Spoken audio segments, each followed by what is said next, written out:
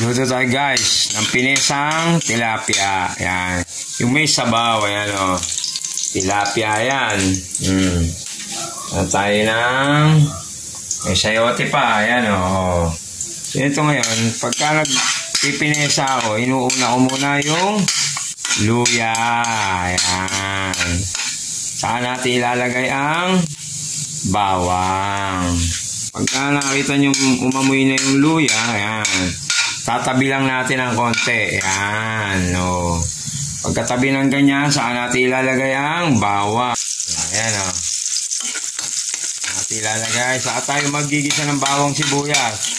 Ako, pag nagigisa ako, medyo inuuna ko muna ang bawang.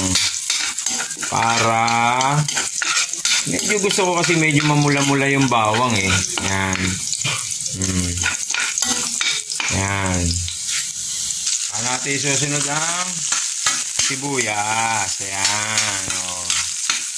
Bawang sibuyas tayo dyan guys. So, yung pesang tilapia. Ano pinagkaiba sa tinola to? Diba? May luya din. Siyempre, yung tinolang manok yun. Ito naman, pag sinabi mong pinesa, isda. Diba? Pangkaraniwan kasi nang ipinepinesa, yung dalag, hito, ganyan. Pero wala, hindi ako marunong maglinis ng hito. Marunong ako sa tilapia. Ayan. As guys, ang pinasasabaw ko pala dyan, itong hugas bigas. Yan yung pinaghugasan ng bigas. Yan. Oh, yan yung pangsasabaw natin. Ilagay natin ang tilapia. O, diba? Yan. Saan natin ibubuhos yung tilapia? Pag kumulo na siya. Yan. With sayote. Yan.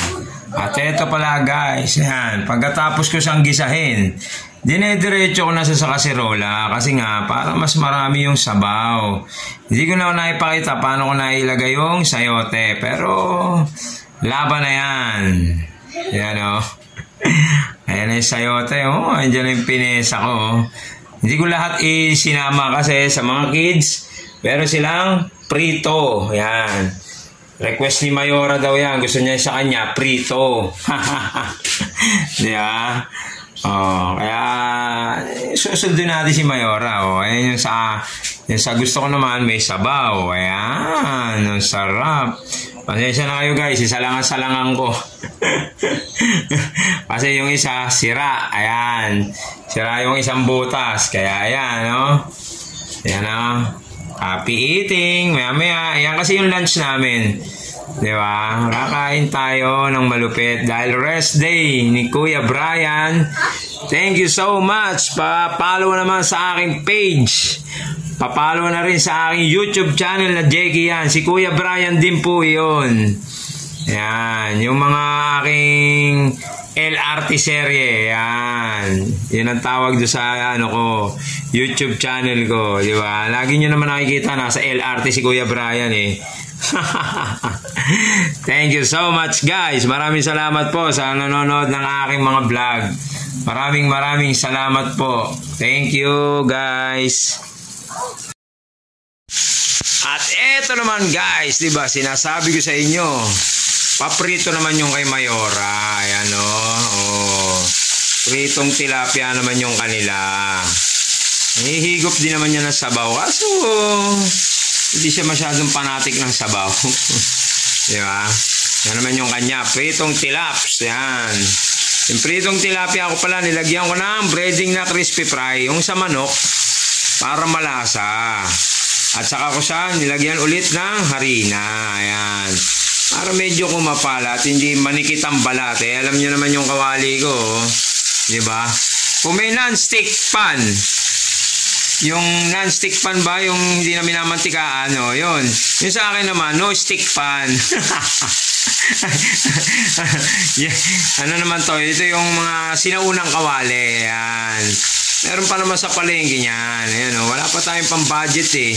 Kaya nga, diba sinasabi ko sa inyo, diba? Pa-follow and subscribe si Kuya Brian para sumahod na ako sa page at sa YouTube. Makabili na non-stick pan.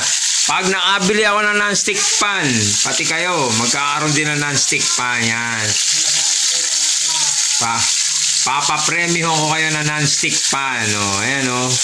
Ginamitan ko yan ng crispy fry. Ayan oh. Oh.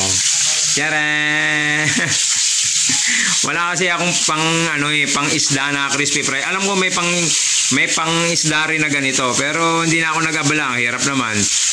Nagluluto ka na, lalabas ka pa para bumili, di ba? Oh, laban na tayo diyan, guys. Oh. Oh, huwag na tayong magpa-arte-arte pa. Ayan oh.